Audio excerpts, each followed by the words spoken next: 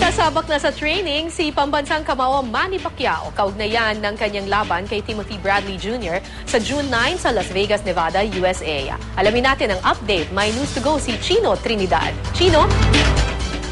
Para dapat ngayong umaga, magda-live training na si Manny Pacquiao. Pero patagal-tagal pa, no? Kung susukatin natin yung tunay na start. Kasi April 14 yung inilagay ni Manny na simula yung official start, yung formal start na kanyang training na magaganap muna sa Baguio. Tapos saka siya tutulak papunta ng Los Angeles sa May 5. Yan naman yung kumbaga sa sukat, pag nagtitimpla ka ng pagkain, alam mo na kung ano yung ilalagay mo, sukat na sukat nila yan. Pero para sa training na to, ang nakita natin na pagbabago is that gusto niyang start up ng 3 weeks prior.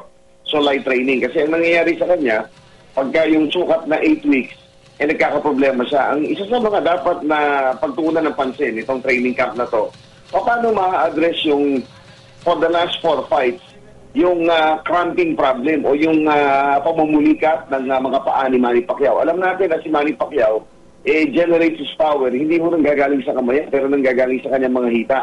At saka siya, predicated on movement yung kanyang pagdodominate ng sport na ito. Ginagamit niya yung kanyang paa. Kung wala yung kanyang paa dahil sa pamumulikat, lahat ng kanyang iinsayuhin ng 8 linggo, lahat yung maitatapo. Nakita natin yan nangyari doon sa kanyang previous 2 fights.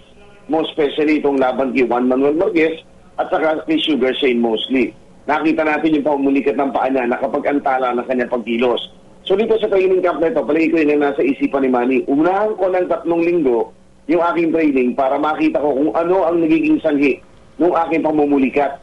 Kaya pinapunta niya na maaga dito yung kanyang madaldal na yung magaling sana yun pero sobra lang sa daldal. Minsan yung nagkakos ng distraction na kanyang trainer na si Alex Ariza. Yun ang kailangan yun. Mag-concentrate lang siya sa trabaho niya na paghuhubog sa kondisyon ni Manny Pacquiao. Isa sa mga gagawin ni Manny Pacquiao, sinabi niya, ibabalik nila yung plyometrics. Okay? Yun po plyometrics spelled as P-L-Y-O-M-E-T-R-I-C-S. Pagka yan ho ni-research nyo, yan ho ay tungkol sa exercises meant for explosiveness. Tinanggal kasi ni Manny yan the last 2 training camps nila na wala yung kanyang plyometrics. So yun ibabalik niya, plus kanilang susubukan diskubrin o ulitin ko kung ano ang sanhi ng cramping problems. Kaya merong 3 linggong palugid si Manny Pacquiao sa kanyang sarili. Dapat siya mag-start ngayon. Hindi ako magugulat kung mamayang tanghali matapos yung supposed to be kanyang press conference ng alas 10 ngayong umaga, biglang tumakbo sa gym yan at talagang simula na kanyang light training para sa kanya pong laban kay Timothy Bradley na magaganap sa June 9 pa sa lugar po ng Las Vegas sa Amerika. Kara? Okay, Chino, malapit na ang Semana Santa at alam naman natin na nagbagong buhay na nga daw ang ating pambansang kamao at siya'y very religious na ngayon at very spiritual. Alam mo ba kung ano magiging plano ng ating pambansang kamao this coming Holy Week?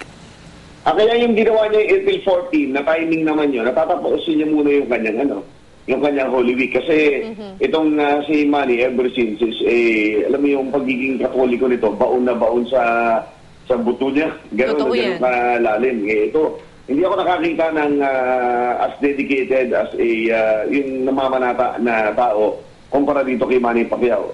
Alam mo, ultimo yung washing of the feet, lahat ng klase na nakakalimutan na tradisyon sa tuwing papasok yung Semana Santa sa atin. Si Manny na lang yata nakikita ko na talagang sinusunod niya pamula. Pumasok yung palaspas hanggang matapos ito, hanggang sa Pasko ng Pagkabuhay. Talagang to the letter sinusunod ni Manny yan. So sisiguraduhin niya na lahat ng yan maisisikit ka sa kanyang ensayo at hindi niya mamimiss sapagkat yan napakahalagang bahagi ng kanyang kabuuan bilang isang, hindi lang bilang isang fighter pero bilang isang nananampalataya. Okay, maraming salamat sa iyong ulat, Chino Trinidad.